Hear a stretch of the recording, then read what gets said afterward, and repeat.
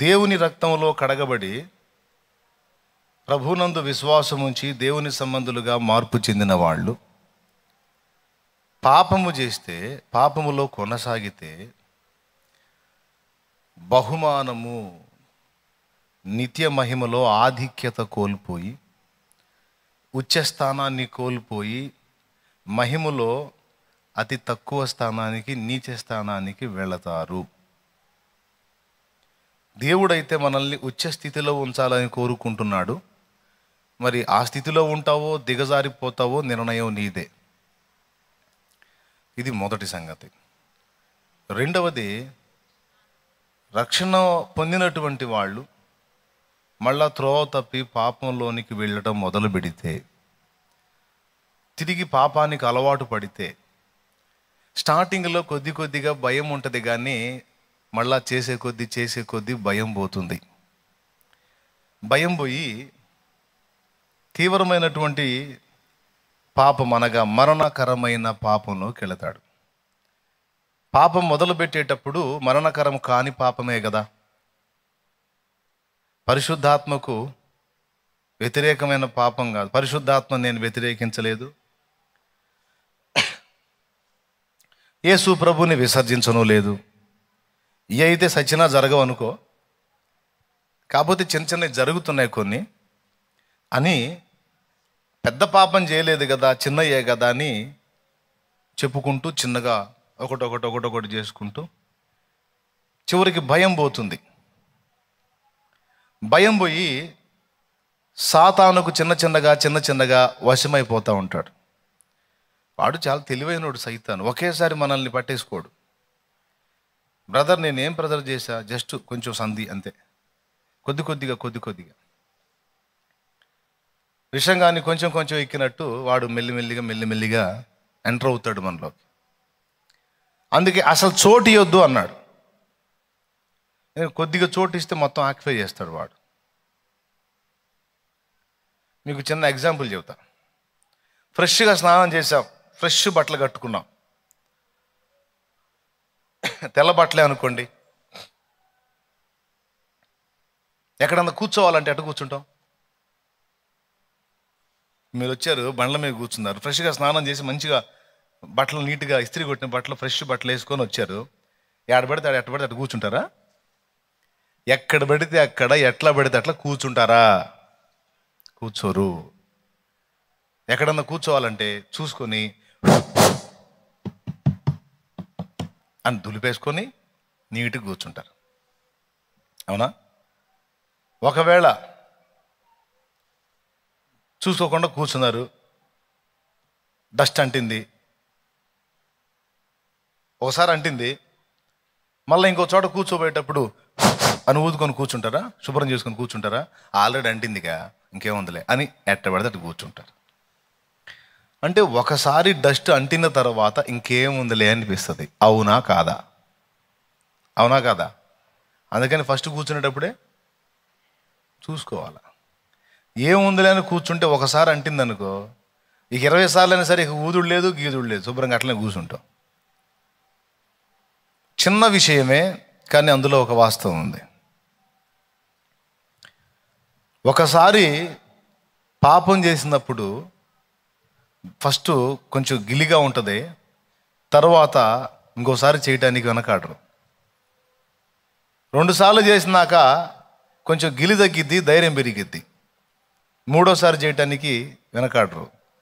3 సార్లు అయిన తర్వాత 4వసారి ఇంకొంచెం గిలి తగ్గిద్ది, అంటే భయం తగ్గిద్ది, ధైర్యం పెరిగిద్ది. ఈ రకంగా పొరపాట్లు చేసుకుంటూ మారు మనసు పొందకుండా, దాని మీద యుద్ధం ప్రకటించకుండా అలానే కంటిన్యూ అయితే చివరికి అసలు పాపం విషయంలో భయమే పోయి, దేవుని భయం పోయి, చివరికి ఎంతెంత పెద్దవి చేసి కూడా అర్థం కాని స్థితికి వెళ్ళిపోయి, చివరికి యూదాలాగా యేసు ప్రభువునే విసర్జించిన పాపంలోనికి నువ్వు వెళ్ళవు, కానీ సాతాను గాడు తీసుకెళ్తాడు. వాడికి చాలా ప్రేమ, నాశనం చేసే ప్రేమ, చేయబట్టుకొని నడిపిస్తాడు.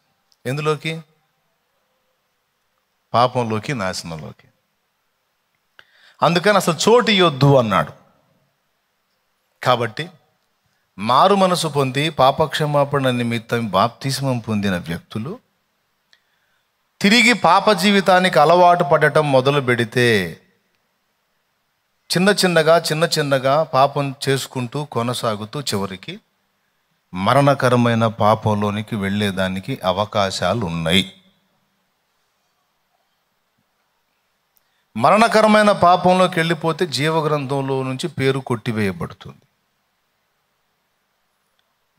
కొంతమంది అనుకుంటారు ఒకసారి జీవగ్రంథంలో పేరు ఎక్కితే కొట్టివేయబడదని. కొట్టివేయబడే అవకాశం ఉంది. ఎప్పుడుందంటే మరణకరమైన పాపం వీడు చేసినప్పుడు, అంటే యేసుక్రీస్తు ప్రభుని విసర్జించినప్పుడు.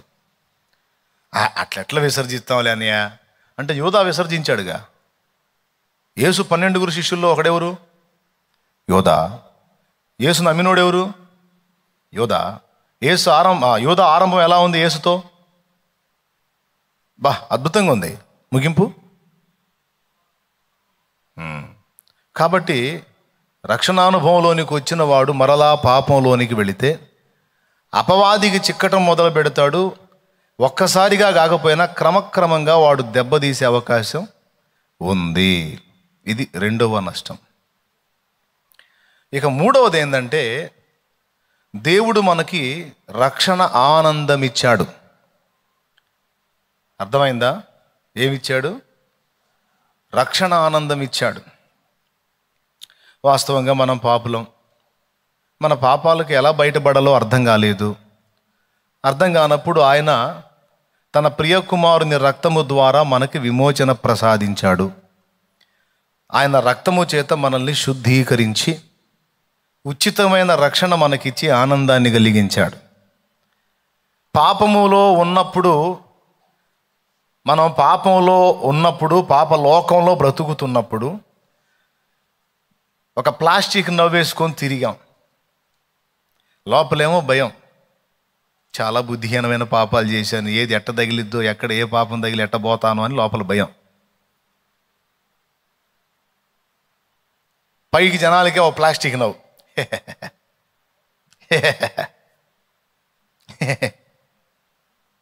ప్లాస్టిక్ నవ్వు. ఈ ప్లాస్టిక్ నవ్వులు వేసుకొని తిరిగాం. లోపలేమో భయం, పాపాన్ని గూర్చిన భయం. యేసు ప్రభు వచ్చి ఆ పాపాన్ని గూర్చిన భయం తొలగించినట్లు ఆయన రక్తముతో కడిగి శుద్ధీకరించి ఈ ప్లాస్టిక్ నవ్వుని నిజమైన రక్షణ ఆనందంగా మార్చాడు.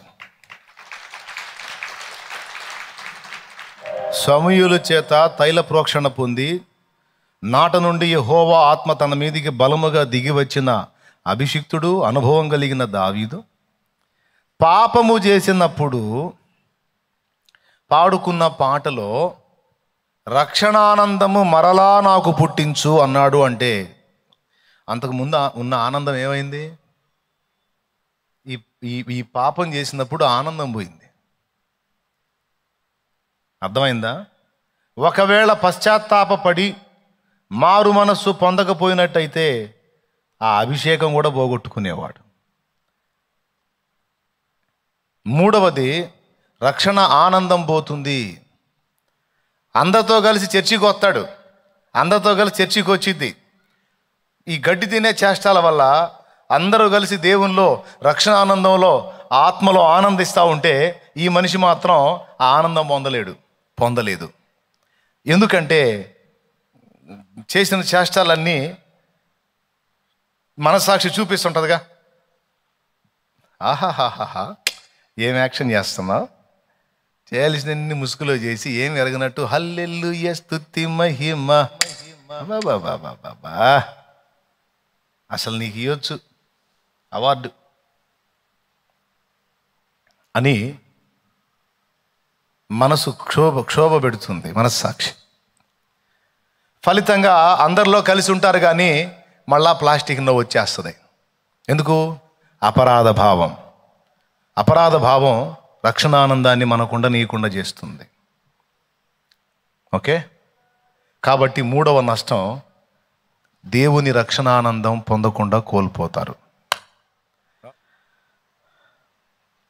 బాప్తిస్మం పొంది మళ్ళా పాప జీవితంలోనికి వెళ్ళి అందులో కొనసాగటానికి ఇష్టపడితే మారు మనసు పొందుట అనే ప్రక్రియను పక్కన పెట్టి పాపంతో రాజీ పడిపోతే పొందిన అభిషేకం పోగొట్టుకుంటారు. సౌలు, శాంసన్ వీళ్ళిద్దరూ మనకు ఒక మంచి సాక్ష్యం. నూతన నిబంధనలో యూదా ఒక సాక్ష్యం. యూదా కూడా దేవుని శక్తి చేత నింపబడి దయ్యాలను వెళ్ళగొట్టే పరిచర్య చేశాడని మీకు తెలుసా? 12 ఏర్పరిచారు.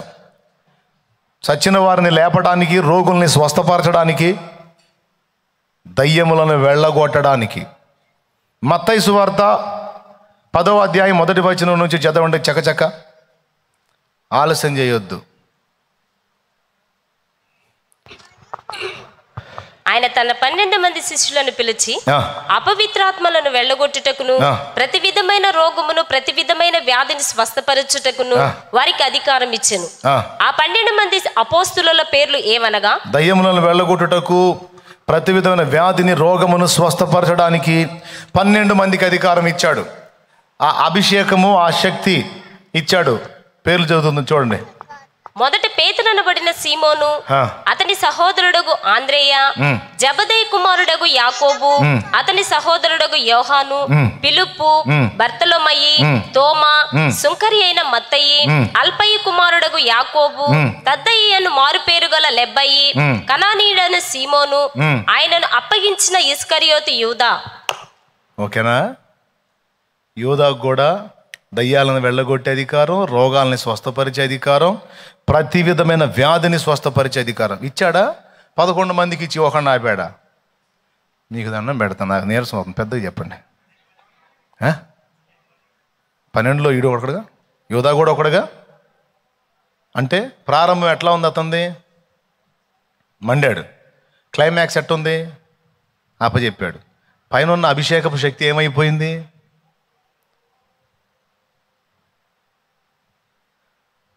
మారు మనసు పొందకుండా, తను చేసే పాపం విషయంలో పశ్చాత్తాపడకుండా కంటిన్యూ చేశాడు. కంటిన్యూ చేయటం వల్ల ఏం జరిగిందంటే దయ్యానికి అవకాశం వచ్చింది. చూశాడు దేవుడు, ఏదన్నా ఛాన్స్ ఉందేమో, మారు మనసు పొందుతాడేమని చివరి వరకు ఛాన్స్ ఇచ్చి ఎదురు చూశాడు. కానీ వాడు లక్ష్య పెట్టలేదు. చివరికి దేవుని ఆత్మను కోల్పోయి, దేవుని శక్తి కోల్పోయి దయ్యం చేత పీడించబడ్డాడు. దయ్యము వానిలో ప్రవేశించి చివరికి యేసుని వాడు 30 వెండి నాణ్యాలకు అమ్ముకునేటట్టు చేశాడు. సో బాప్తిస్మం పొంది కూడా మళ్ళా విచ్చలవిడి జీవితానికి అలవాటు పడి, మారు మనస్సు పొందకుండా, పశ్చాత్తప్తులు కాకుండా, దేవుని వైపు మళ్ళుకోకుండా ఉండేటువంటి వాళ్ళు అభిషేకం కోల్పోతారు, శక్తిహీనులైపోతారు. 4 5వది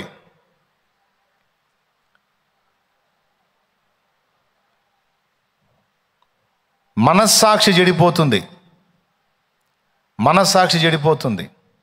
మనస్సాక్షి అంటే మనలో జడ్జిమెంట్ వ్యవస్థ. ఖర్చీపు ఉందా?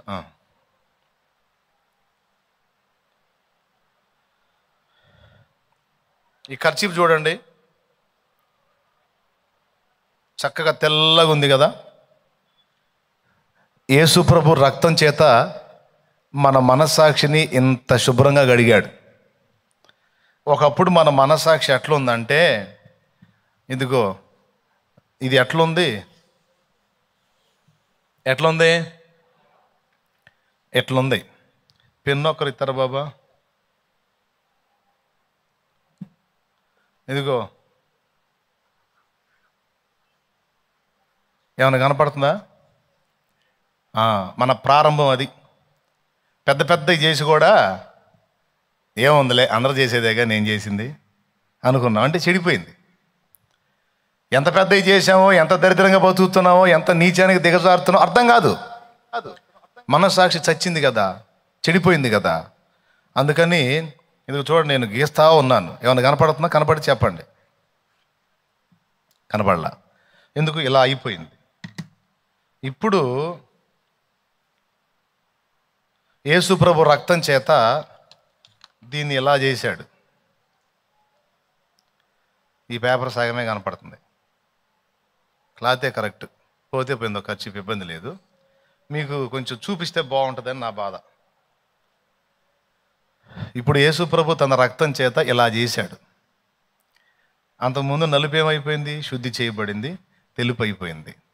ఓకే, ఇప్పుడు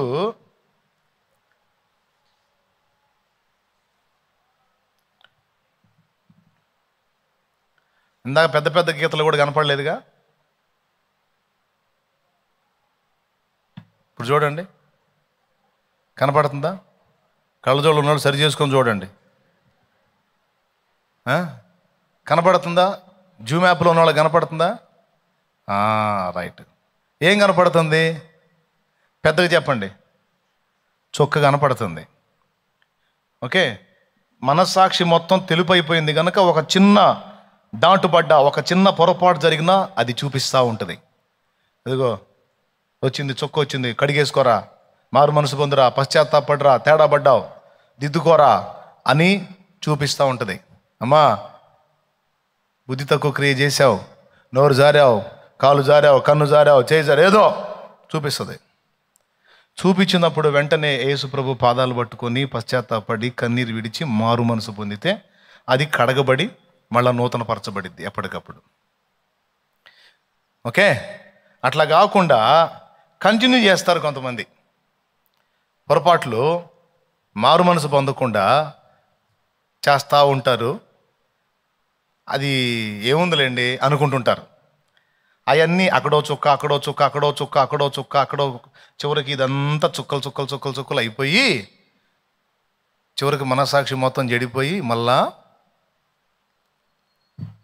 మొదటి స్థితికి వచ్చింది. చివరికి ఏమైపోయిందంటే ఎంతంత చేసినవి కూడా మళ్ళా అర్థం కావు. మనలో జడ్జిమెంట్ వ్యవస్థ, సమాచార వ్యవస్థ రెండు దెబ్బతిని ప్రారంభంలో ఎలాగైతే ఉందో మనస్సాక్షి సచ్చిన స్థితిలోకి అలాగే వెళ్ళిపోతుంది. అవునా కాదా? చూడలేదా మీరు ఇట్లాంటి వాళ్ళని? చూసారా లేదా?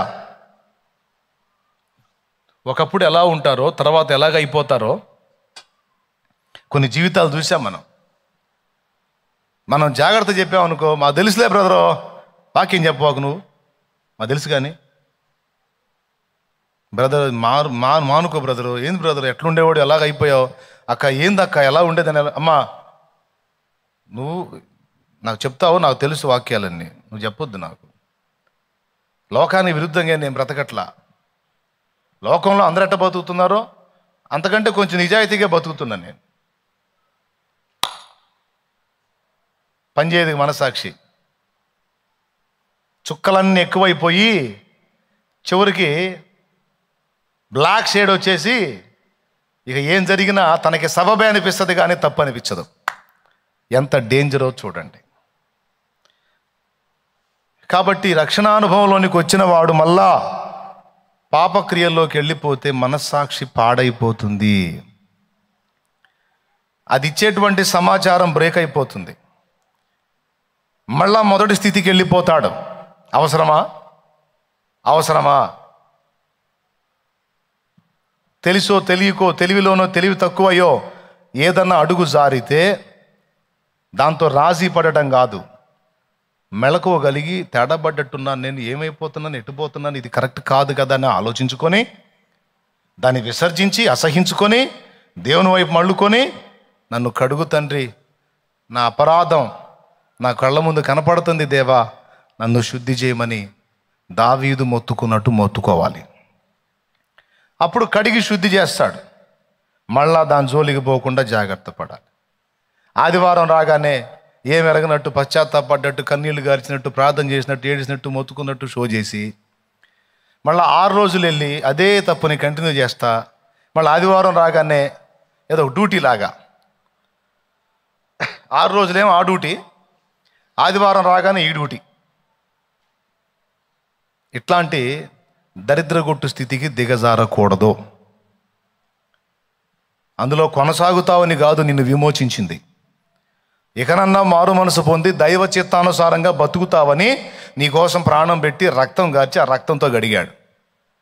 ఫ్రెష్గా చేసుకోమ్మా, మళ్ళీ నాన్న ఫ్రెష్గా చేసుకోరా బాబు, చేసుకోయ్యా, నేను ఉన్నానులే నాన్న, నా బ్లడ్ ఉందిలేమ్మా, సర్టిఫికెట్ ఇస్తాలే కానీ నేను చేసుకోండి, ఏం పర్లేదు. అంతకుముందు అంటే కొద్దిగా భయపడేవాళ్ళు, ఇప్పుడు నేను ఉన్నా కదా హ్యాపీగా చేసుకోండి అనే ప్రాణం పెట్టాడు. చెప్పండి కొద్దిగా అనేనా? మరి ఎందుకు పెట్టాడు? క్రొత్త జన్మ అనుభవంలోనికి వచ్చి మారు మనసు పొంది ఆ మారు మనసుకు తగిన బ్రతుకుతావని, మారు మనసుకు తగిన ఫలిస్తావని ఛాన్స్ ఇచ్చాడు.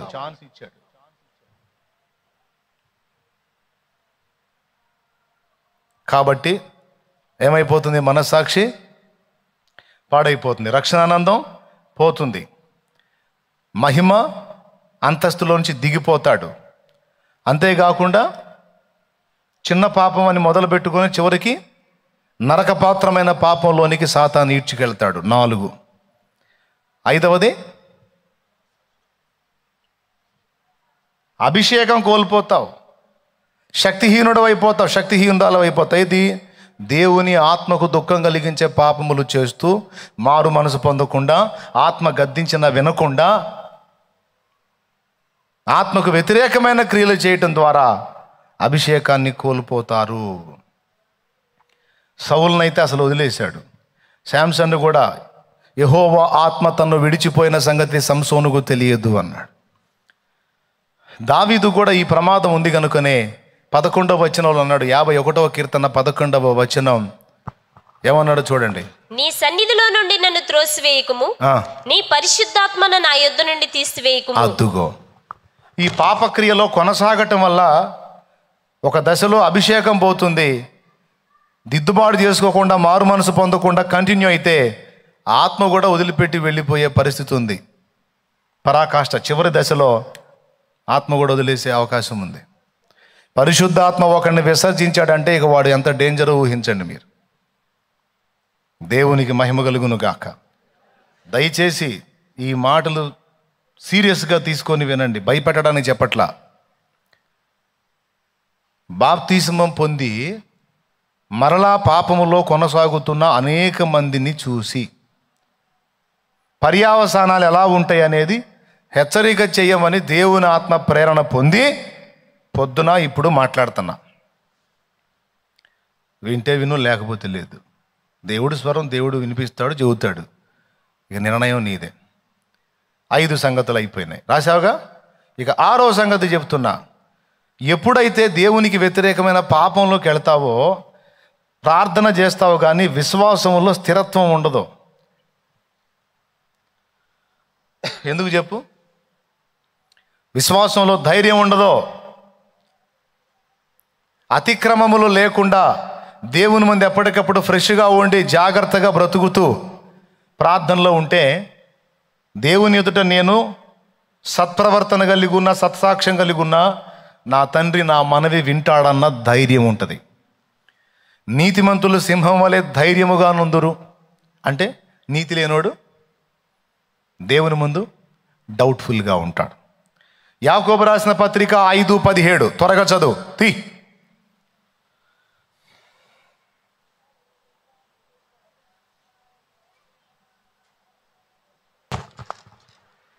ఏలియా మన వంటి స్వభావం గల మనుష్యుడే. వర్షింపకుండానట్లు అతడు ఆసక్తితో ప్రార్థన చేయగా 3.5 సంవత్సరముల వరకు భూమి మీద పైన చదవకూడదు. నీతిమంతుని విజ్ఞాపన, నీతిమంతుని విజ్ఞాపన మనపూర్వకమైనదై బహుబలము గలదై ఉండును. ఆగు. నీతిమంతుని విజ్ఞాపన మనపూర్వకమైనదై బహుబలము గలదై అంటే నీతి తప్పినోడి విజ్ఞాపన. ఆపోజిట్లో ఆలోచించండి, నీకు అర్థమైపోయింది. నీతిమంతుని విజ్ఞాపన బలమైనది, నీతి తప్పినోళ్ళ విజ్ఞాపన చెప్పండి బలహీనమైనది. ఎందుకు? ధైర్యం ఉండదు దేవుని గట్టిగా దమ్ చేసి అడగడానికి. సత్ప్రవర్తన కలిగి ఉంటే ధైర్యంగా అడగగలుగుతాడు.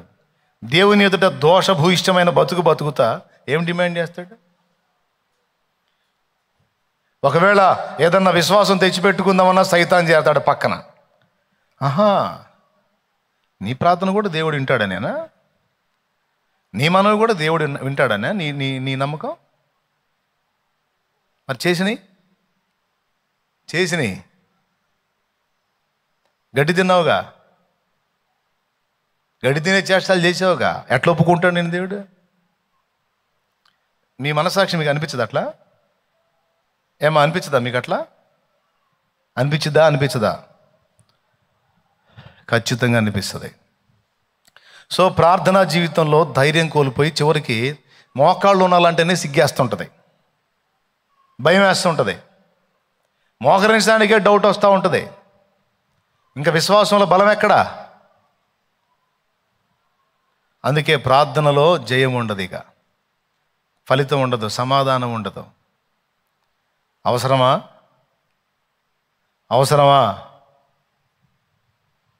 నీతిమంతుని విజ్ఞాపనలాగా మన విజ్ఞాపన ఉండునట్లు, నీతి ప్రవర్తన కలిగి ఉండునట్లు జాగ్రత్త పడాలి.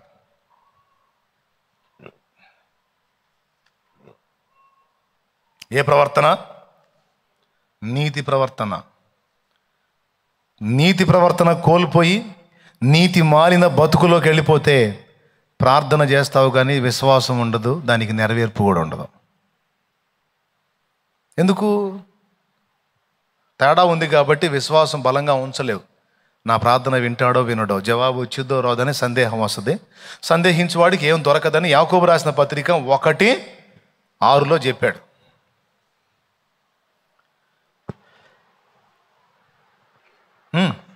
అయితే అతడు ఏమాత్రమును సందేహింపక విశ్వాసముతో అడగవలెను. సందేహించువాడు గాలి చేత రేపబడి ఎగిరిపడు సముద్ర తరంగమును పోలియుండును. అది లెక్క.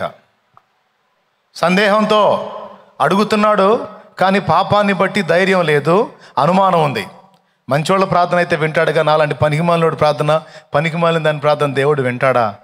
ఏమోలే అనే డౌట్ ఎప్పుడైతే వచ్చేస్తుందో ఆటోమేటిక్గా ప్రార్థనకు జవాబు రాదు.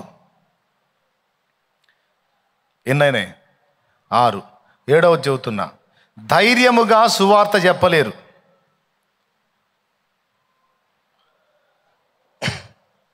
సువార్త చెబుతుంటారు కానీ ధైర్యం ఉండదు. వీళ్ళకే డౌటు. యేసుప్రభువు నమ్ముకోండి, జీవితం బాగుంటుంది, నమ్ముకోండి. లోపలేం డౌటు, నమ్ముకో నేనేమాత్రం ఉన్నాను, వాళ్ళ బతుకంతేగా. ఇప్పుడు మూలవాక్యం దగ్గరికి మళ్ళావా, 51వ కీర్తన 12వ వచనం.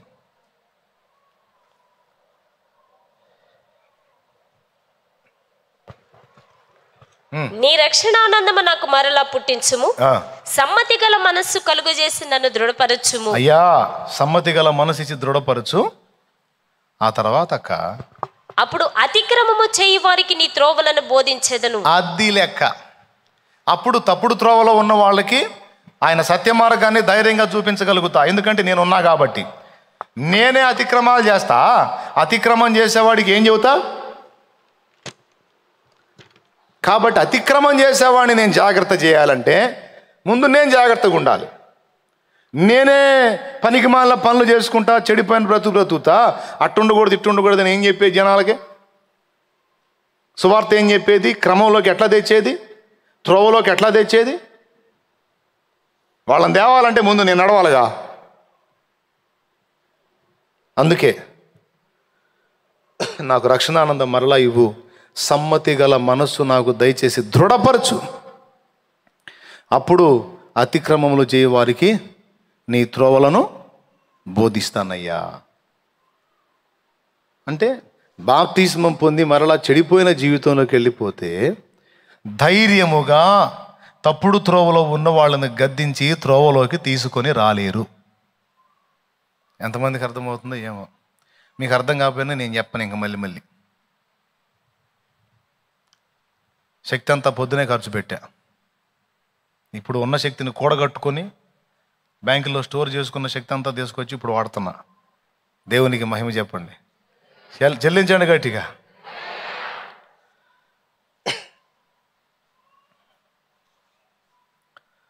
ఎన్నైనాయి?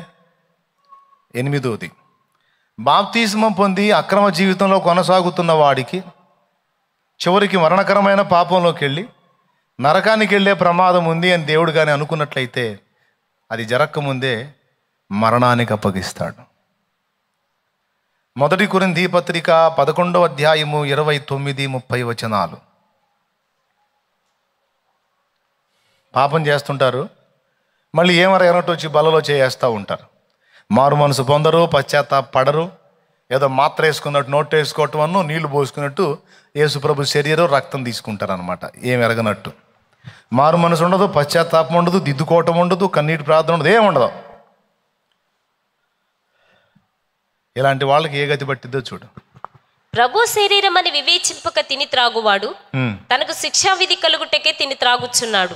ఇందువల్లనే మీలో అనేకులు బలహీనులను రోగులనై ఉన్నారు, చాలా మంది నిద్రించుచున్నారు. అది లెక్క. ఎందుకు నిద్రకు అప్పగిస్తాడు? నిద్ర అంటే మరణం. ఎందుకు అప్పగిస్తాడంటే వీడు పాపంలో పడ్డాడు, కొనసాగుతున్నాడు, మానుకుంటాడేమని చూస్తున్నాడు, మారు మనసు పొందుతాడేమని టైం ఇచ్చాడు, వీడు మారట్లా. 6 రోజులు పాపం చేస్తున్నాడు, ఆదివారం చర్చిలోకి వచ్చాం హల్లెలూయా స్తుతి అంటున్నాడు, బలలో కూడా చేస్తున్నాడు. కనీసం అప్పుడన్నా దేవుని హెచ్చరికను గుర్తించి జాగ్రత్త పడట్లా, కొనసాగుతున్నాడు కంటిన్యూగా. మళ్ళీ ఏం ఎరగనట్టు వచ్చి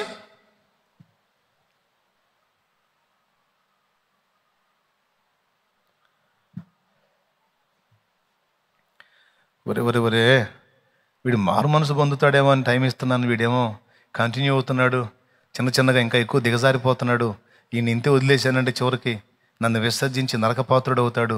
అది జరగకముందే వీడిని తీసేయాలి భూమి మీద నుండి. ఇక ఆ శరీరంలో వాడు జయించలేకపోతున్నాడు, అంతే ఉంచానంటే చివరికి దానికి పూర్తిగా వశుడైపోయి నరకపాత్రుడయ్యే అవకాశం ఉంది. అది జరగకముందే తీసేస్తాను అని మరణానికి కూడా అప్పగించే అవకాశం ఉంది అని బైబిల్ సాక్ష్యం ఇస్తుంది. ఎన్నైనాయి రెఫరెన్స్ చూపించారు కదా. ఇప్పుడు 9వ చెప్తున్నా, బాప్తిస్మం పొంది మళ్ళా అక్రమ మార్గాల్లోకి వెళ్ళిపోతే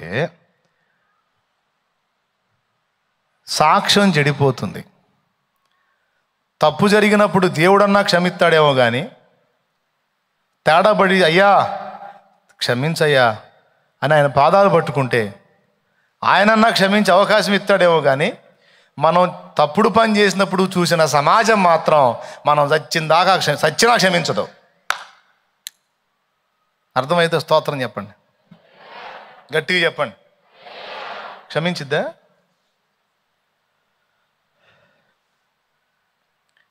కాబట్టి ముందు సమాజానికి మన సాక్ష్యం చాలా అవసరం. కొంతమంది కాదు, చాలామంది అన్నది ఏంటంటే యేసు ప్రభుని నమ్ముకున్న వాళ్ళు ఏమాత్రం ఉంటున్నారు, వాళ్ళు నిజాయితీగా ఉన్నారా, వాళ్ళు నీతిగా బతుకుతున్నారా? మాటలు చెబుతారు, కోటలు దాటే మాటలు, బతుకులు తెలుసు మాకు, వాళ్ళ బతుకులు తెలుసండి మాకు. ఒక ఆమెకి చెప్పా సువార్త, పాపం ఏమి ఎరగనట్టింది మా తల్లి. అంతా విన్న తర్వాత, అన్నా బాగా చెప్పావు, మరి యేసు ప్రభుని నమ్ముకున్నోళ్ళు పరలోకం పోతారంటున్నావు, మంచిదే. యేసు ప్రభుని నమ్ముకున్న వాళ్ళు మారతారంటున్నావు. యేసు ప్రభుని నమ్ముకున్నోళ్ళు పక్కా ఆమె భర్తను ఆశించవచ్చా? మాయన ఉన్నాడన్నా, మాయన నేను చిలకా గోరింకలాగా కళకళలాడుతూ బతుకుతున్నావు. ఒక అమ్మగారు ఎంటర్ అయింది, ఆమె క్రైస్తవురాలంట, యేసు ప్రభుని నమ్మిందంట, చర్చికి కూడా పోతుందంట. ఈ మధ్య మా ఆయన కూడా పోతున్నాడులే మీ చర్చికి. ఏ చర్చికి? మీ చర్చికి అంటే నా దగ్గరకని కాదు, మీ యేసు ప్రభు చర్చికి. మా ఆయన కూడా తీసుకుపోతుందంట భక్తురాలు. మరి ఆ భక్తురాలికి ఆ యేసు ప్రభు గారు చెప్పలేదా వేరే అమ్మాయి భర్తని అట్లా చెయ్యకూడదని? ఏమనుకోవద్దన్నా, చాలా కష్టపడి చెప్పావు, కానీ ముందు మీరు మారాలన్నా. మీ యేసు ప్రభు నమ్ముకున్న వాళ్ళు మారాలా. ఈ మాట అంటే ఇక నేనేం చెప్పాలా?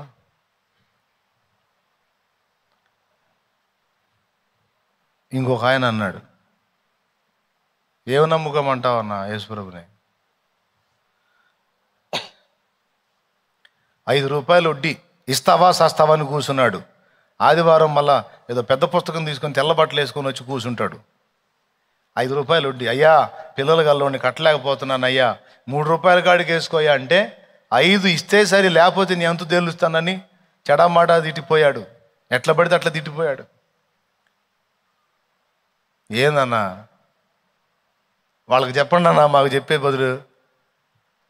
అట్లాంటి వాళ్ళ వల్ల యేసు ప్రభు అంటే మాకు కూడా మంచి అభిప్రాయం ఉంది, కానీ ఇట్లాంటి వాళ్ళ వల్ల ఆ ప్రభు మార్గాన్ని కూడా ఆయనకు కూడా అవమానం అవుతుందన్న అని వాళ్ళు రిటర్న్ చెబుతున్నారు. ఒకసారి నాతో పాటు ఒక కాలేజీలో సీటు కోసం ఓ ముస్లిం సోదరుని తీసుకొని పోయా. విజయవాడ లయోలా కాలేజ్ సందర్భం వచ్చింది కాబట్టి చెబుతున్నా. సరే, ఏ డినామినేషన్ అయితేనే వాక్యం చదువుతున్నారు, కాస్తో కోస్తో దేవుడి భయం ఉంటుంది, ఆత్మల భారం ఉంటుందని నేను అనుకున్నా.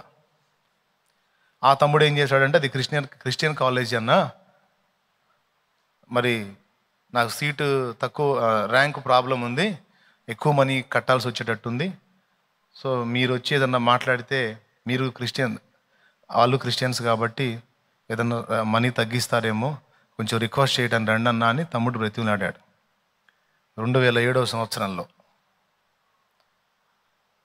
2007లో సార్ నేను వెళ్తే మళ్ళా ఆయన గారు సేవకుడు అంట. ఆ గెటప్ ఉంది, పైనుంచి కిందకి అంగి ఉంటుందే యేసు ప్రభులాగా. రెండో యేసు ప్రభు గారు గెటప్, ఆ పైన వేసే ముద్రలు కొన్ని ఉంటాయిగా, హడావుడి గుర్తులు అయ్యి. ఆ తమ్ముడు ఇట్లా, ఇదండి నా ర్యాంకు, సో నేను సీటు కోసం వచ్చాను అంటే, ఎంత అమౌంట్ అయిద్ది అన్నాడు. పాపం అతను బ్రతిమాలుతున్నాడు, అయ్యా కొంచెం బీదవాడిని, పరిస్థితులు బాగలేవు, అర్థం చేసుకోండి, నాకు ఏదన్నా కాస్త తగ్గించండి అంటే, పాపం ఆ అబ్బాయి ఈ మాట అడగగానే వెంటనే ఏమన్నాడు తెలుసా? నువ్వేమన్నా నా బామర్ది పోయింది నీకు తగ్గిటానికి అన్నాడు.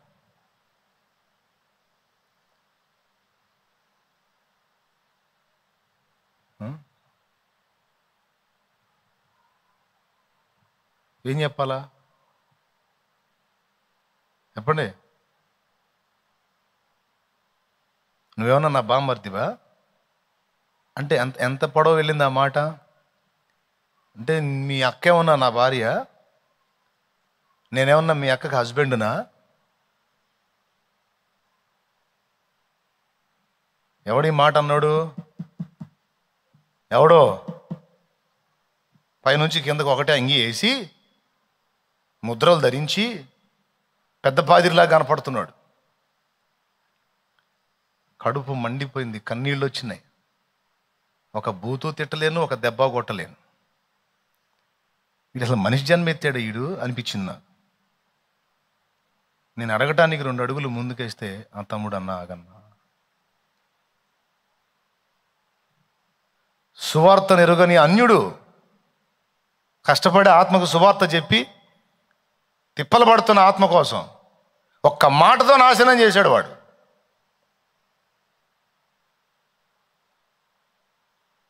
ఇప్పుడు ఆ తమ్ముడు పోయి మళ్ళీ తన దానిలో అతను కొనసాగాడు. చేతుల నేను చాలా కష్టపడ్డా ఆత్మ కోసం, ఒక్క మాటతో నాశనం చేశాడు వాడు. పేరు కూడా చెప్పా, కాలేజ్ ఎక్కడో కూడా చెప్పా, అందులో ఉండేవాడు ఒకడు, వాడి పేరు కూడా తెలియదు నాకు. ఇప్పుడు నాకు తెలిసి పోయి ఉంటాడు.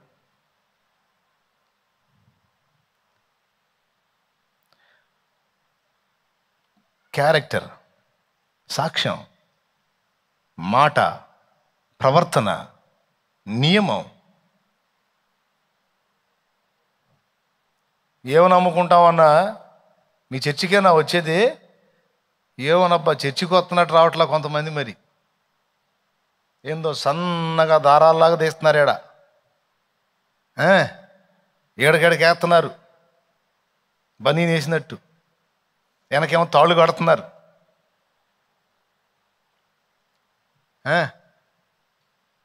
వాళ్ళ వేషాలు, వాళ్ళ అవతారాలు, వాళ్ళ వాళ్ళ వాళ్ళ వ్యవహారాలు చూస్తుంటే అసలు ఎందుకు వీళ్ళు వెళ్ళటం, వీళ్ళ వాళ్ళు ఇట్లాంటి వాళ్ళ వల్ల ఆయనకి, ఆ మహానుభావుడికి చెడ్డ పేరు అని అనిపిస్తుంది. వాడు చెబుతున్నాడు, అన్యుడు చెబుతున్నాడు, అన్యురాలు చెబుతుంది.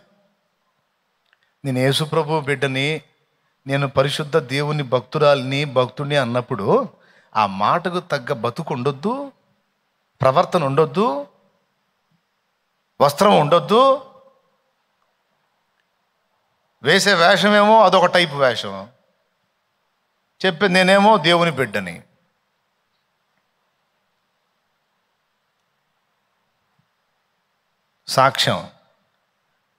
సాక్ష్యం లేకపోతే సమాజము సువార్తను స్వాగతించదు. దేవునికి మహిమ. ఐబ్రోస్లు చేసుకునే వాళ్ళు తిట్టుకోవకండి అమ్మా, మీకు వందనాలు అమ్మ, నన్ను తిట్టుకోవకండి. ఐబ్రోస్లు చేసుకునే వాళ్ళు తిట్టుకోవకండి. మరి సన్నగా దారాలా చేయకుండా కొంచెం లావు సైజు ఉంచండిలే, సరేనా? కొద్దిగా కొంచెం లావు ఉంచండిలే, మరి ఎబ్బెట్ లేకుండా. మీరు 100 అనుకోండి, నాకు ఏం పర్లా. బాగా టిప్ టాప్గా రెడీ అయ్యేవాళ్ళు కొంచెం చూసుకోండి కొద్దిగా.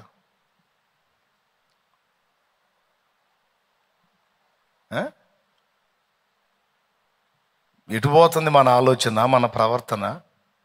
కష్టపడి ఒక ఆత్మని నానా తిప్పలు పడి వాడి దగ్గర తీసుకెళ్తే వాడేమో ఒక మాటతో ఎడగొట్టాడు, ఇంతవరకు ఆ వ్యక్తి మారలా.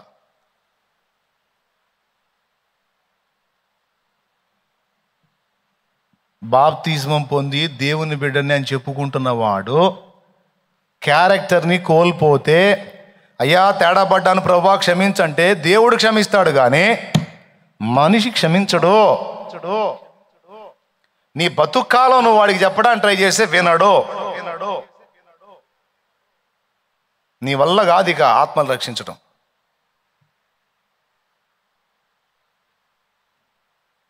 కాబట్టి ఆ పరిస్థితి రానియకూడదు. మనుషుల ఎదుట మీ ప్రవర్తన జాగ్రత్తగా కాపాడుకోవాలి. అంతకంటే ముందు దేవుని ఎదుట ఇంకా జాగ్రత్తగా కాపాడుకోవాలి.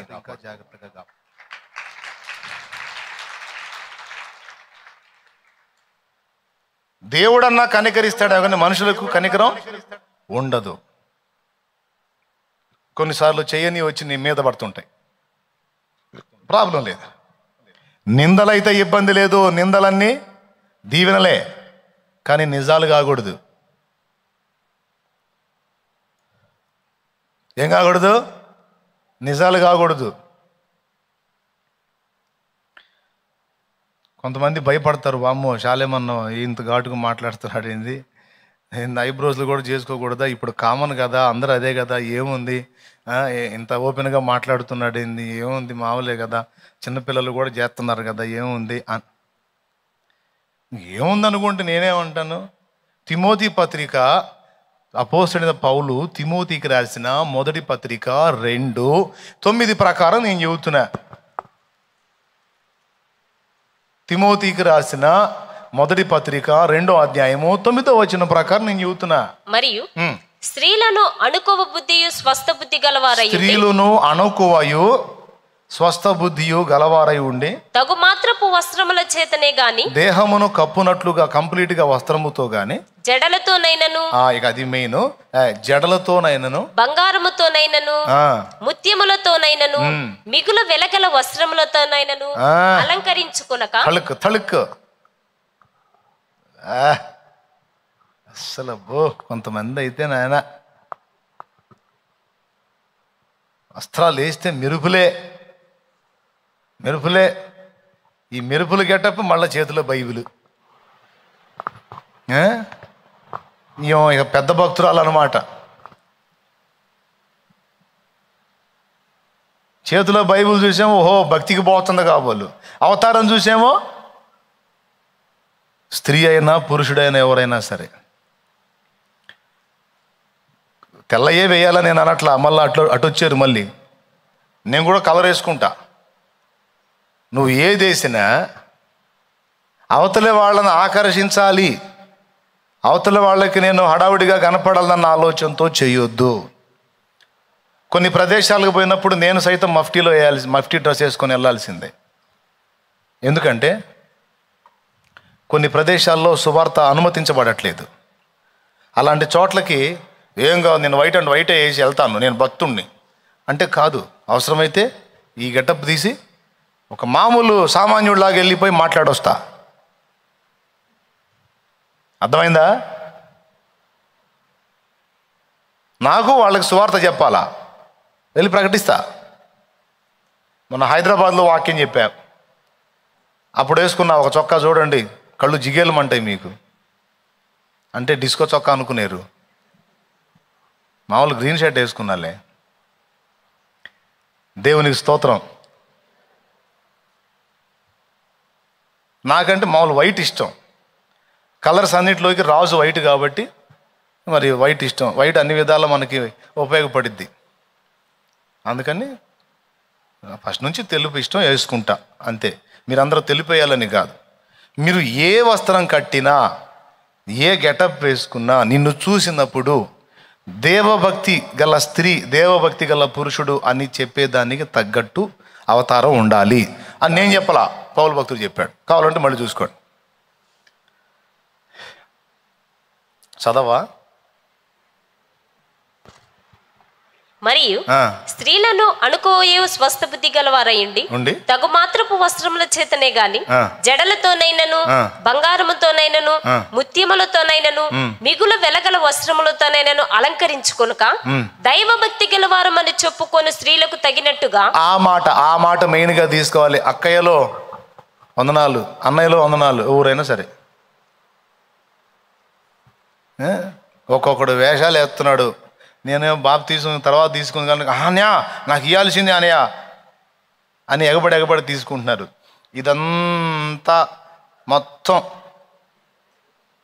అంట కట్టింగ్ వేసుకొని 7-4 పీసులు ఉంచుకొని వస్తున్నాడు ఒక్కొక్కడు. ఏందిరా అంటే స్టైల్ అంట. ఆ మధ్య ఒక సినిమా వచ్చింది, ఆ సినిమా చూసి ఇటు తీసేసి మధ్యలో పెట్టాడు. ఏందిరా అంటే నాన్నక ప్రేమ అంటున్నాడు. నాన్నక ప్రేమ ఏందిరా? నాన్నక ప్రేమ అయితే ఈ గెటప్ ఏందంటే అంతే, నాన్నక ప్రేమతో కటింగ్ పేరు నాన్నక ప్రేమతో కటింగ్ అంట. అంటే ఒకవేళ అదేదో మూవీ అయి ఉండొచ్చు, అందులో హీరో ఆ వేషం వేసి ఉండొచ్చు. ఇక వీళ్ళు ఈ చూసినోడల్లా ఈ సైడ్ తీసేసి మధ్యలో పెట్టుకుంటాడు. అది ఒక జాతి మనిషిలాగా. ఇప్పుడు ఫ్యాషన్ ఏందనుకున్నా, మొన్న ఒకడు వచ్చాడు, నల్లటి తల, చక్కని తల, చీకేసిన తాటికాయ ఉంటుంది పాపం. వెళ్ళంబటి భిక్ష ఎత్తుకోవడానికి వస్తారు పాపం. తలకి నూనె లేక ఎర్రగా అయిపోయి వస్తారు పాపం. బాబు ధర్మం చేయండి బాబు అని అట్ట చేసుకొని వచ్చాడు ఒకడు. ఇదేందిరా, ఇడు మొన్నటిదా బాగానే ఉన్నాడు కదా, బిచ్చగాడికి అవతారం ఎత్తాడు. ఏంటంటే ఏందిరా అవుతాడు ఫ్యాషన్. దానికి మళ్ళీ డబ్బులు ఇచ్చి మరీ వాడు తాటికాయ తలకాయ చేసుకొని వచ్చాడు. నిజంగా అండి, దాని రంగు కూడా తాటికాయ రంగు వేశారు వాళ్ళు. మరి ఏందో నాకు అర్థం కాలేదు. తాటికాయ చూసారా మీరు? తాటి చెట్టుకి పండు పండిన తాటికాయలు వస్తాయండి, వందనాలు. ఆ రంగు. ఇంకొకడు ఉన్నాడు, ఇదంతా ఒక రంగు ఉంది, ఏడు నుంచి ఏడుకు ఒక రంగు ఉంది. వెనక ఒక రంగు వేసుకుంటే 3 రంగుల జెండా ఏదో నా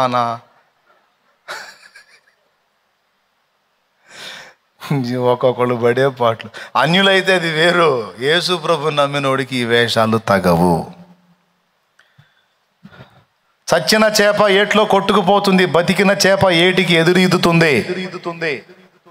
లోకంతో పాటు కలిసిపోయి దాని వేషాలు, దాని వ్యవహారాలు కలిసిపోయేదానికి చచ్చిన వారం కాదు మనం.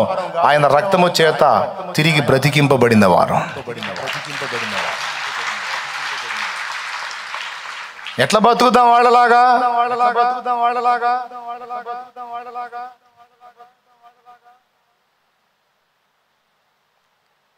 అన్నా నేను చదువుకునే స్థలంలో అన్నా అందరూ నన్ను వింతగా చూస్తారన్న, అందుకని ఏదో కొద్దిగా వాళ్ళ కోసం, కొద్దిగా వాళ్ళలో ఒక దానిలాగా ఉంటాను, కొంచెం ఏదో వాళ్ళ కోసం రెడీ అవుతుంది కనుక వేరేదేం లేదన్నా. ఏమో తల్లి, నీ మనస్సాక్షి నీదమ్మా, కానీ నువ్వు దేవుని ముందున్నావు, నీ సమస్త ప్రవర్తన దేవుడు గమనిస్తున్నాడు. దేవుని కంటే ఇంకా ఎక్కువగా అన్య జనాంగం గమనిస్తుంది. దాని ముందు మన ప్రవర్తన అవకాశం ఉన్నంత వరకు జాగ్రత్తగా ఉండాలి. వాళ్ళని మనం ప్రభావితం చేయాలంటే మన అడుగులు జాగ్రత్తగా వేయాలి. పురుషులకైనా స్త్రీలకైనా నేను చెబుతున్నా, నువ్వు ఏ కటింగులు పెట్టుకుంటావో, ఏ వేషాలు వేస్తావో నాకు తెలియదు. ఈ గడ్డమంతా చేపించి ఏడబెట్టాడు ఒక ఫీజు, 4 పీసులు ఒక ఆయన. ఇదంతా చేపించాడండి, మొత్తం క్లీన్గా చేపించి ఏడబెట్టాడు ఒక 4 పీసులు. ఏంటంటే ప్యాషన్ అంట. అన్యుడు కాదు, యేసుప్రభుని నమ్మినోడే. కొంతమందికి పాపం ఫ్రెంచ్ గడ్డం లాగా వస్తుంది, ఇట్లా వచ్చి ఇట్లా వస్తుంది, చేయగలిగింది ఏం లేదు. ఎవరన్నా ఏంది ఫ్రెంచ్ గడ్డం పెట్టావు, స్టైల్ పెట్టావు ఏంటంటే, లేదయ్యా దేవుడు నాకు ఒరిజినల్గానే ఫ్రెంచ్ గడ్డం ఇచ్చాడని చెప్తే సరిపోయింది. 4 పీసులు పెట్టి ఏదో పిచ్చి పిచ్చి వేషాలన్నీ ఎందుకు?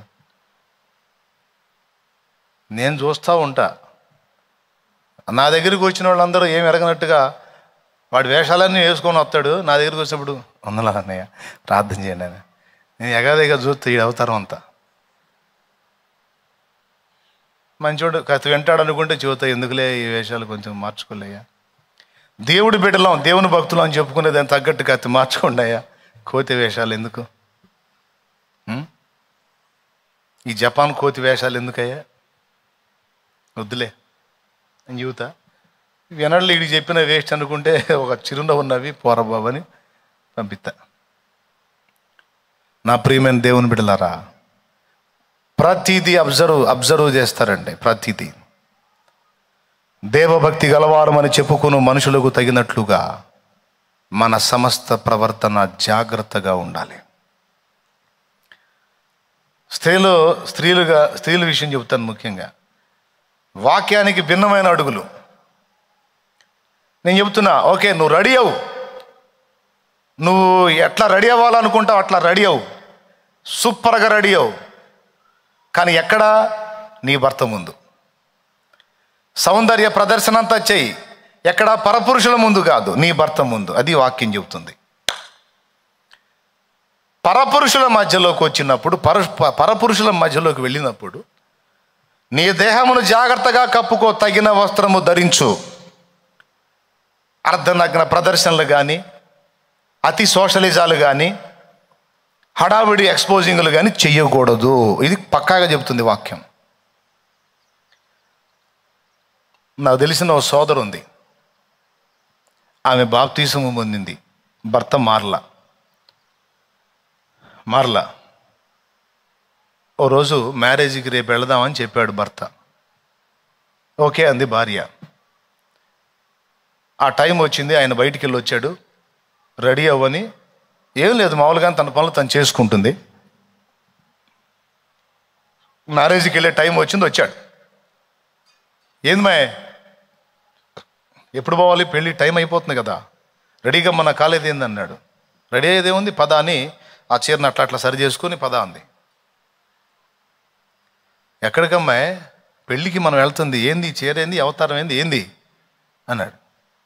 ఏందేముంది, ఉంది కదా ఒంటి నిండా వస్త్రం ఉంది కదా, బాగానే ఉన్నాను కదా, పద అంది.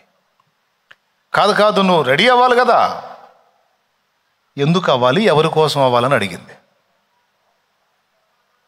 ఎందుకు అవ్వాలి, ఎవరి కోసం అవ్వాలి? నేను ఇంట్లో ఉన్నప్పుడు, నువ్వు ఇంట్లో ఉన్నప్పుడు చెప్పు, నువ్వు తీసురా. నువ్వు నాకు ఏ వేషం వేసి నన్ను చూసుకోవాలనుకుంటావు, తీసురా. నువ్వు కోరినట్లు నేను నీకు రెడీ అవుతా. ఎందుకనగా నేను నా భర్తవైన నీ కన్నులను ఆకర్షించాలి, కానీ పరపురుషులు మోహపు చూపులో పడే పాపానికి నేను తావివ్వకూడదు.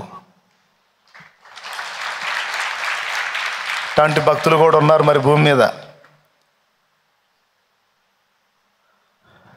ఎవరిని ఆకర్షించడానికి నేను టిప్పు టాప్గా రెడీ అవ్వాలి? నీ కళ్ళ ముందు చెప్పు, నేను చెప్పింది కడతా.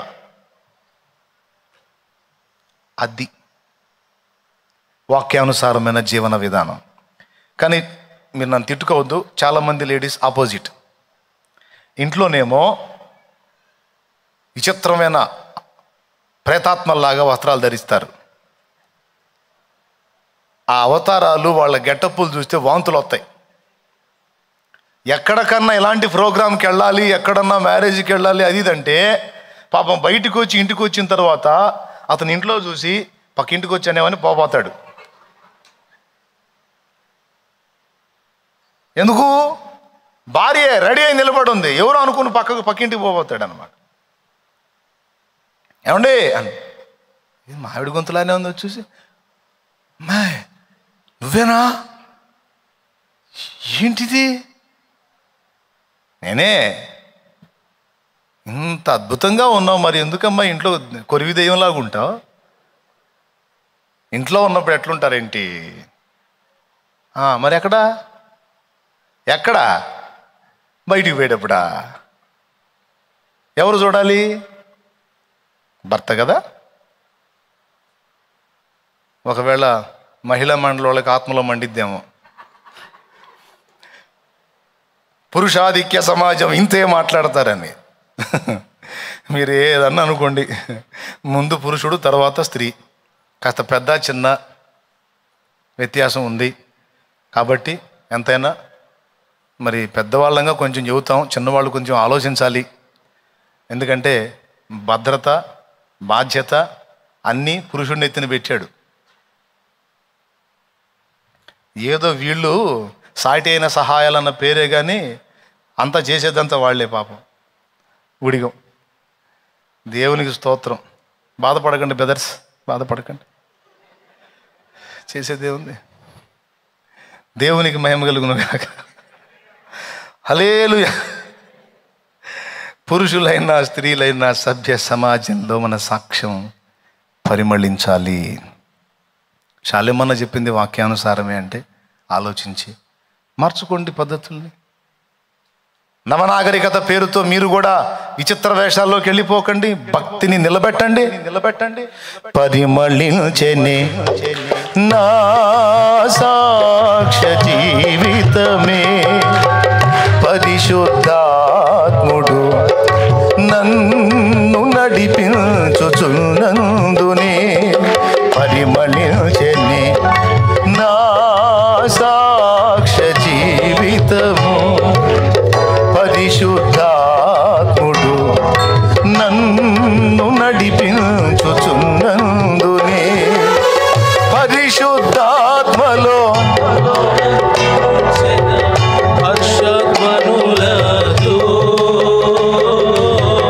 హర్షధ్వనులతో, పరిశుద్ధాత్మలో ఆనందించెదా. హర్షధ్వనులతో,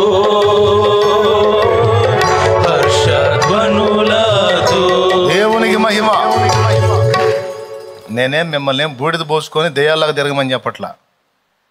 ఉన్నంతలో శుద్ధంగా ఉండండి, ఇబ్బంది లేదు. కానీ నిన్ను చూసినప్పుడు భక్తి కలిగిన వారు అనే అభిప్రాయం కలిగేటట్టు ఉండు. నువ్వు ఎట్టుంటావో నాకు తెలియదు, నేను చెప్పను. ఇక ఎట్టని చెప్పను. నిన్ను చూసినప్పుడు మాత్రం దేవుని బిడ్డ, దేవుని భక్తి కలిగిన మనిషి, దేవుని భక్తి కలిగిన వాడు అనేటట్టు ఉండు. వెదరో చెట్రో అది ఇక నా చేత చెప్పించుకోవద్దు. నేను మాత్రం చూస్తా. నా ముందుకు వచ్చే వాళ్ళని మాత్రం మొత్తం అబ్జర్వ్ చేస్తా. ఎందుకంటే అర్థమైపోతుంటుంది. అందుకని వింటారు అనుకుంటే మాత్రం ఖచ్చితంగా చెబుతా. సరే, పాయింట్ పక్కకు పెట్టేద్దాం, ఎందుకంటే ఇక్కడ చాలా బ్రేక్ అయింది. ఎన్నైనా ఇప్పటికీ బాప్తిస్మం పొందిన మనం తప్పుడు నడతలోకి వెళితే, తప్పుడు ప్రవర్తనలోకి వెళితే పశ్చాత్తాపడి దేవుడా క్షమించు అంటే దేవుడన్నా వదిలిపెడతాడు. కానీ మనుషుడు పాపం దావీదు అప్పుడెప్పుడో పాపం చేశాడు. ఇప్పుడు కూడా పాపం దావీదును బండకేసి బాత్తానే ఉన్నాం. సంసోను అప్పుడెప్పుడో పాపం చేశాడు. ఇప్పుడు కూడా పాపం సంసోన్ని బండకేసి బాత్తానే ఉన్నాం. దేవునికి స్తోత్రంగా చేశారు, మారు మనసు పొందారు, పశ్చాత్తాపడ్డారు, దేవుని సన్నిధి పరదేశం కూడా చేర్చబడ్డారు వాళ్ళు.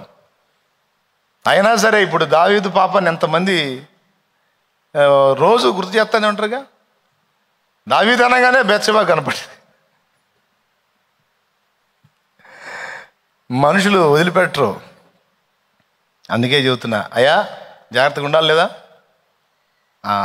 ఎందుకు ఈ పాయింట్ చెబుతున్నానంటే, సువార్త మనం ప్రకటిస్తున్నాం కాబట్టి అవతల వాళ్ళు చాలా వరకు ఈ విషయాలు కూడా గమనిస్తూ ఉంటారు కనుక సాధ్యమైనంత వరకు కక్కుర్తి బుద్ధి లేకుండా, ధనాపేక్ష లేకుండా, ప్రలోభించినట్టు కాకుండా, అవతల వాళ్ళకి దరిద్రగొట్టు సాక్ష్యాలు కనిపడి ఇది చూపించకుండా జాగ్రత్త సత్ప్రవర్తన కలిగి దేవుని బిడ్డలకు తగినటువంటి జీవిత విధానాన్ని చూపిస్తే చాలా వరకు ప్రభావితం అవుతారు. ప్రార్థన చేయాలి, ఆత్మలు రక్షించబడాలంటే, సువార్త చెప్పాలి. ఈ చెప్పే దానిలో 2 పద్ధతులు: బ్రతుకుతో చెప్పటం, మాటతో చెప్పటం. నువ్వు నోటి మాటతో చెప్తే వినేదానికంటే కూడా ముందు మన బ్రతుకు చూసి తర్వాత మన మాట వింటాం. దేవునికి మహిమ.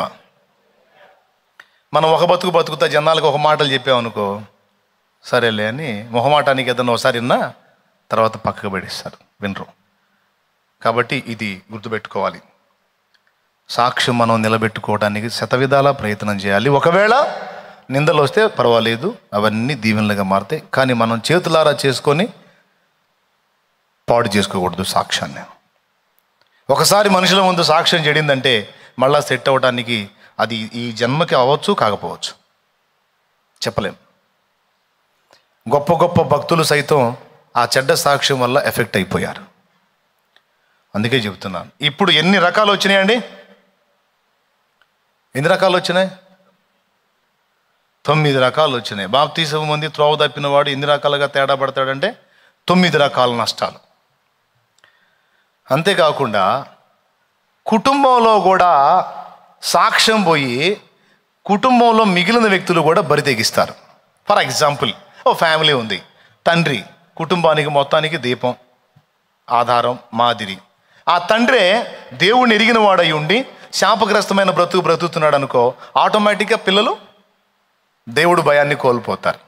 తల్లి దేవుణ్ణి నమ్మింది, చర్చికి పోయింది, మళ్ళా అక్రమమైనటువంటి మార్గంలో నడిచిందనుకో, బిడ్డలకి అది తెలిసిందనుకో,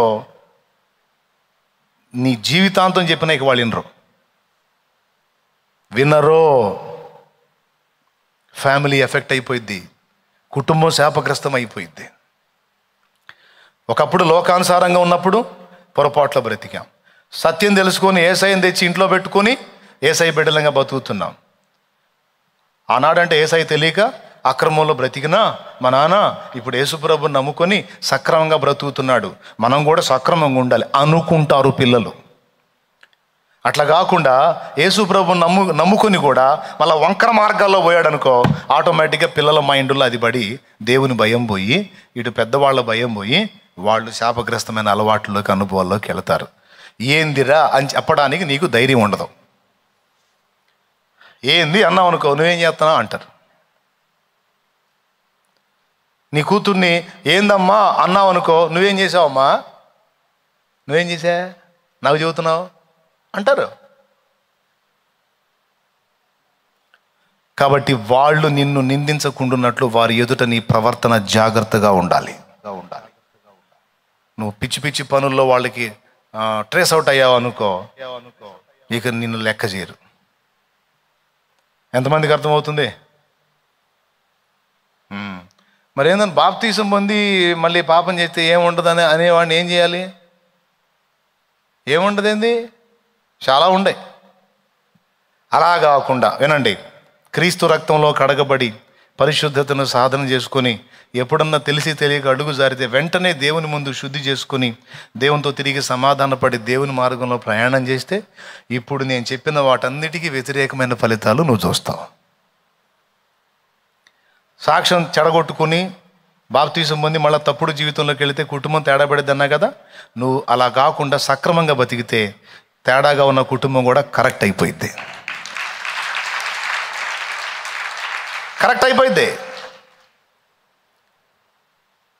ఓకేనా? బల్లలో చేసి అక్రమంలో కొనసాగుతుంటే మరణకరమైన ఆపద వచ్చింది అన్నాను కదా. ఒకవేళ బలలో చేయి వేస్తూ సక్రమమైన జీవితంలోకి వస్తే మరణకరమైన రోగం కూడా స్వస్థత పొందవచ్చు.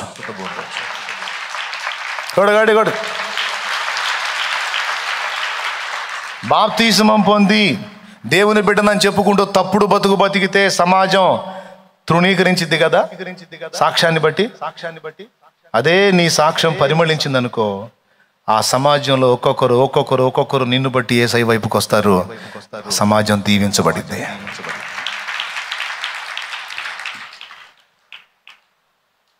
అవునా? ఈ రకంగా ఇప్పుడు చెప్పిన వాటన్నిటికీ బాప్తిస్మం పొంది అక్రమంలో కొనసాగుతుంటే ప్రార్థనలో బలం పోయిద్ది అన్నాను కదా. అలా కాకుండా సక్రమంగా నడుచుకుంటే సింహం వంటి ధైర్యం ఉంటుంది, విశ్వాసంలో దృఢత్వం ఉంటుంది, ప్రార్థనకు అద్భుతమైన జవాబు ఉంటుంది. ఇప్పుడు నేను ఏమైతే లిస్టు చెప్పానో వాటన్నిటికీ ఆపోజిట్ ఫలితాలు ఉంటాయి. రక్షణ పొంది జాగ్రత్తగా అందులో కొనసాగితే సింహాసనం, ఉన్నత మహిమ, ఉచ్చ స్థితిలోకి వెళ్తావు. లేకపోతే పరలోకం అయితే చేరినా నీచ స్థితికి వెళ్ళే అవకాశం ఉంటుంది, కింది స్థాయికి వెళ్ళిపోయే అవకాశం ఉంటుంది. జాగ్రత్త పడితే, పోరాటంలో జయం పొందితే ఉన్నత ఉన్నత ఉన్నత స్థితి.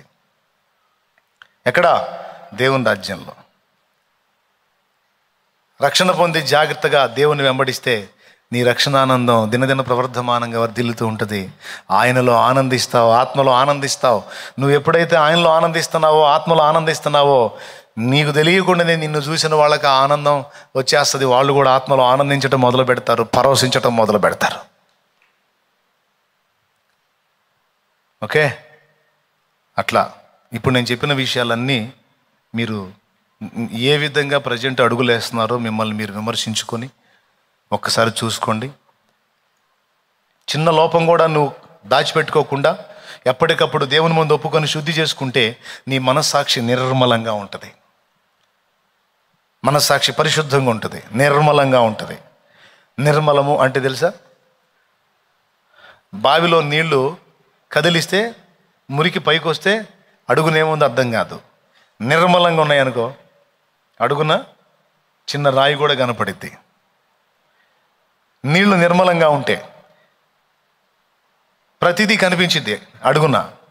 కానీ నీళ్లు కిలికిలై ఉంటే, మురికి పైకి వచ్చేస్తుంటే లోపల ఏముంది కనపడదు. మనస్సాక్షి నిర్మలంగా ఉండాలి అంటే ఎప్పటికప్పుడు ఏ చిన్నదైనా పెద్దదైనా దోషం జరిగితే వెంటనే ఒప్పుకొని మారు మనసు పొంది ఎప్పటికప్పుడు పౌలు అన్నాడు, నా మనస్సాక్షిని ఎప్పుడు దేవుని ఎదుట నిర్దోషమైనది అని గాను నిర్మలంగా ఉంచుకోవటానికి జాగ్రత్త పడుతున్నాను అంటాడు. మనస్సాక్షిని ఎప్పటికప్పుడు నిర్మలంగా ఉంచుకుంటే ఏ చిన్న దోషం జరిగిన వెంటనే చూపించేస్తుంది. కర్చీపంతా తెల్లగా ఉంది కాబట్టి మీకు చిన్న డాట్ పెట్టగానే వెంటనే కనిపించింది. ఎప్పుడు మనస్సాక్షిని ఇట్లా శుద్ధి చేసుకుంటూ ఉండాలి. ప్రతి నిత్యము యేసు రక్తాన్ని ఆశ్రయించి, అయ్యా ఈ దినమంతట్లో ఎక్కడన్నా జారానేమో, నోరు జారానేమో, చూపులో జారానేమో, తలంపుల్లో జారానేమో, క్రియల్లో జారానేమో, చేతల్లో జారేమో, నడతల్లో జారానేమో, దేవా దేవా నా లోపాలు నాకు చూపించయ్యా, ఒప్పుకొని సరి చేసుకుంటా, నేను నీ బిడ్డను ప్రభువా, నన్ను శుద్ధీకరించాయని ఆయన రక్తాన్ని ఆశ్రయించి ఎప్పటికప్పుడు జాగ్రత్త పడాలి.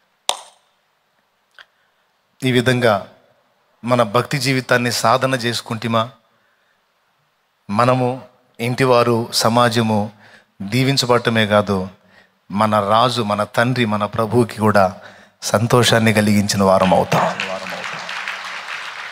రక్షణను నిర్లక్ష్యం చేసి ఏముందిలే అని లెక్క లేకుండా విచ్చలవిడిగా అడుగులేయడానికి ఇష్టపడితేమా ఇప్పుడు చెప్పిన విషయాలన్నీ కూడా ఎదురయ్యే అవకాశం ఉంటుంది. కనుక తస్మాత్ జాగ్రత్త. టోటల్ మెసేజ్ మొత్తంలో ఈ రెండు, ముందు చెప్పిన అంశం వినండి, ఇప్పుడు చెప్పిన అంశం కూడా అవసరమైతే మళ్ళా వినండి. ఇవన్నీ మనసులో పెట్టుకోండి, జాగ్రత్త పడండి. బాప్తిసం పొంది దేవుని మార్గంలోకి వచ్చిన వాడికి తీర్పు తీర్చబడదు అన్నారు కదా అన్నయ్య. కాబట్టి ఏదన్నా ఇంకా మనం పాపం చేసిన పెద్ద లెక్కలో ఇది కాదు కదా అంటే ఇన్ని నష్టాలు ఉన్నాయి. ఇన్ని తెలుసుకొని కూడా మళ్ళీ నేను పోయి చేసుకుంటానంటే నీ కర్మ, నేను చేయగలిగింది ఏం లేదు. ఎందుకు వచ్చిన గొడవలే అన్నయ్య అని మారు మనసు పొందుతావా? సరే. ఓకే, రక్షణ పోకపోవచ్చు కానీ రక్షణ ఆనందం పోతుంది, సాక్ష్యం పోతుంది, పరిశుద్ధాత్మ అభిషేకం పోగొట్టుకుంటావు, అన్యజనుల సాక్ష్యం పోతుంది, మహిమ పోతుంది, దేవుడిచ్చిన ఆయుష్కాలం మధ్యలోనే రద్దయ్యే అవకాశం ఉంది. ఎన్ని ఉన్నాయి చూడండి. కాబట్టి ఈ సంగతులన్నీ మీరు విన్నందున, గ్రహించినందున, ఇక ఇందును గూర్చి మీరే కాదు, లైవ్ ద్వారా ఇప్పుడు ఎన్ని సంఘాలు అయితే దేవుడు మనకిచ్చాడో వాళ్ళందరూ కూడా ఈ మాటలు వింటారు. దైవజనాంగం కూడా ఈ సంగతులు వింటారు. కనుక అందరూ జాగ్రత్తగా ఉండాలని దేవుని ఆత్మ ఈ 2 కూటాల్లో ఈ సంగతులు మెయిన్గా పలికించాడు. జాగ్రత్త పడదాం. అక్కడ సమీపమై ఉంది కనుక జాగ్రత్తగా సిద్ధపడదాం. దేవుడు మనకు సహాయం చేయనుగాక.